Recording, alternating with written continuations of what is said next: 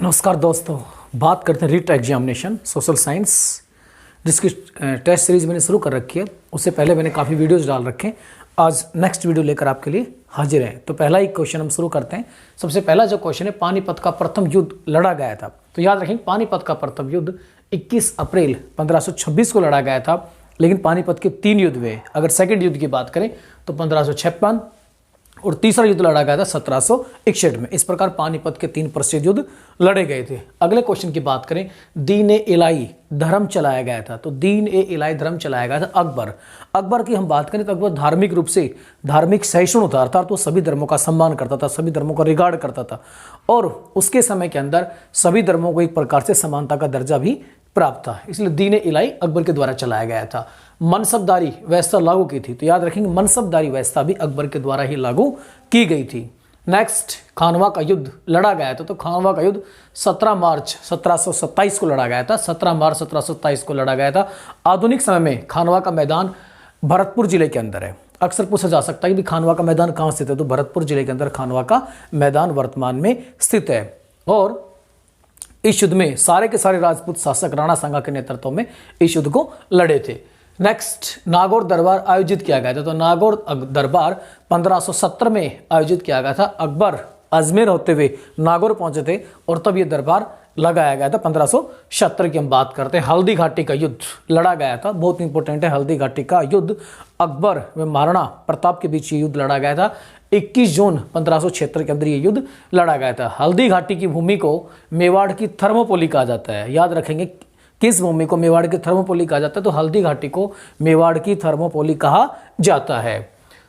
1679 ईस्वी में पुनः जजिया कर लगाया था। देखिए, पुनः जजिया कर लगाया गया था औरंगजेब के द्वारा।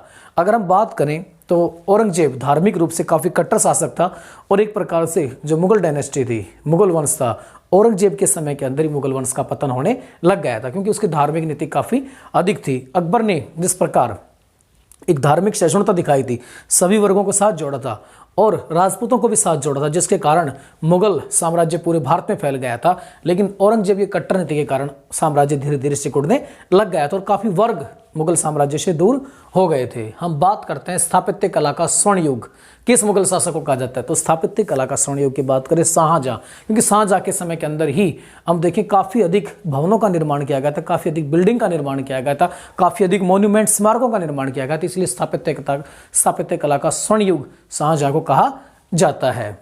पंचायत राज व्यवस्था के अंतर्गत चुनाव लड़ने की न्यूनतम आयु, पंचायत राज व्यवस्था के तहत चुनाव लड़ने की न्यूनतम आयु 21 वर्ष, लेकिन वोट डालने की जो आयु सीमा है वो 18 वर्ष। 18 वर्ष में कोई भी व्यक्ति वोट डाल सकता है, लेकिन अगर वो पंचायत के चुनाव लड़ना चाहता है तो सबसे पहले 21 वर्ष उसकी एज कंप्लीट करनी पड़ेगी। अगली हम बात करते हैं, पंचायत राज संस्थाओं के चुनाव करवाता है। तो पंचायत राज संस्थाओं के चुनाव राज्य निर्वाचन आयोग के द्वारा पंचायत राज संस्थाओं के चुनाव कराए जाते हैं। वहीं पर बलवंत राय मेहता समिति का संबंध है। देखिए, बलवंत राय मेहता का संबंध पंचायती राज व्यवस्था से। एक प्रकार से मैं कहूँ कि पंचायती राज व्यवस्था किस समिति की अनुशंसा पर लागू की गई थी। तो बलवंत राय मेहता समिति की अनुशंसा पर ही पंचायती राज व्यवस्था को लाया गया था। वैदिक काल में और सबसे पहले पंचायत राज संस्थान कहाँ खोला गया? तो ये जयपुर के अंदर खोला गया था और राजस्थान में ही सर्वप्रथम पंचायत राज की शुरुआत 2 अक्टूबर को की गई थी, जब भारत के प्रथम प्रधानमंत्री पंडित जवाहरलाल नेहरू के द्वारा नागौर में इसका विधिवत रूप से उद्घाटन किया गया था। वैदिक काल में गांव के मुखिया को कहा जाता था। तो वैदिक काल में गांव के मुखिया को ग्रामीणी कहा जाता था।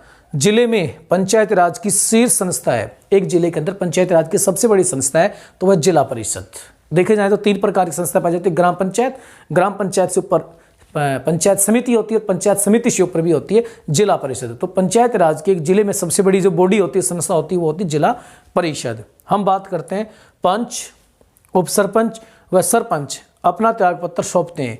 तो ये जो है अपना त्यागपत्र विकास अधिकारी को, खंड विकास अधिकारी को सौंपते हैं। संविधान के किस अनुच्छेद में पंचायत राज की अवधारणा प्रस्तुत की गई है? तो ये आप याद रखेंगे, अनुच्छेद 40 के तहत इसकी जो व्यवस्था है कि राज्य के अंदर पंचायती राज व्यवस्था की जाएगी। अनुच्छेद 40 के तहत इसकी व्यवस्था की गई है। तो मैं आशा करता हूँ अगर आपको तनिक भी अच्छा लगा होगा तो आप लाइक जरूर करेंगे, शेयर और सब्सक्राइब जरूर करेंगे। अच्छा लगा तो ही करें, अच्छा न लगे तो आप बिल्कुल भी नहीं करें।